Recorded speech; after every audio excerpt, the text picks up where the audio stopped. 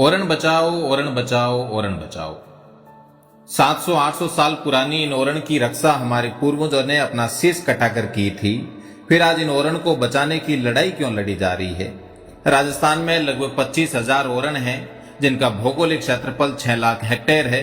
केवल मारवाड़ की बात करें तो 9,053 गांवों में 3,017 ओरण हैं, जिसमें से केवल जैसलमेर में 100 ओरण हैं। इन ओरण में हर साल करीब 150 देशों से पक्षी प्रजातियां आती है, जिनमें से अधिकांश विलुप्ति की कगार पर है। और हर साल 83,000 पक्षियों की मौत हाईटेंशन तार के कारण हो रही है। इन ओरण का इतिहास हमें बताता है कि यहाँ पालतू कुत्ते और गाय ऊंट की पूजा स्मारक यहाँ से प्राप्त हुए हैं। रेगिस्तान की जिस धरती में हमने जन्म लिया, वहां अकाल ने हमारे भाई के रूप में हमारे साथ ही जन्म लिया। ओरण अभावों से भरे हमारे जीवन में 2 साल 3 साल तक पड़ने वाले लंबे अकालों से जूझने का एकमात्र सहारा है। ओरण दूर दूर तक फैली केवल वन संपदा नहीं, बल्कि प्रकृति का वो उपहार है जिसमें रेतीला समाज सांस लेता है। इस थार में गाय का बड़ा महत्व है। गाय धर्म ही नहीं, जीवन का हिस्सा है। इस गाय को स्वतंत्र चरने के लिए हम जिस चारागाह में भेजते हैं उसे गोचर कहते हैं, और जब इस गोचर को पूजने जाते हैं तो ओरण का स्वरूप ले लेता है। इस ओरण में एक पतली टहनी काटना भी आपको पाप का भागी बना देता है। मीलों फैले इस रेगिस्तान में हमने एक एक पेड़ को घर के सदस्य की तरह पाला पोसा है, क्योंकि इससे हमारा जीवन फलता फूलता है। इस ओरण में किसी तरह की कोई दूसरी गतिविधि पूर्णतः वर्जित है।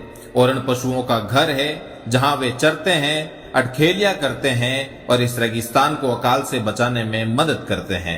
ओरण में बड़े जलाशय हैं जो थार को पानी पिलाते हैं। रेगिस्तान में पानी की एक बूंद का घी से भी अधिक महत्व है।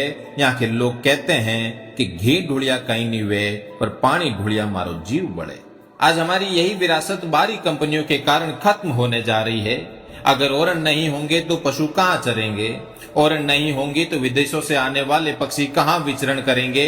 ओरण नहीं होंगी तो इस थार को कौन मीठा पानी पिलाएगा? ओरण नहीं होगी तो हमारे उन मंदिरों का क्या होगा जिन पर अटूट श्रद्धा से ये समाज चलता है? ओरण नहीं होगी तो गोवंश का क्या होगा? ओरण नहीं होगी तो हमारे रेगिस्तान में हमारे अस्तित्व का क्या होगा?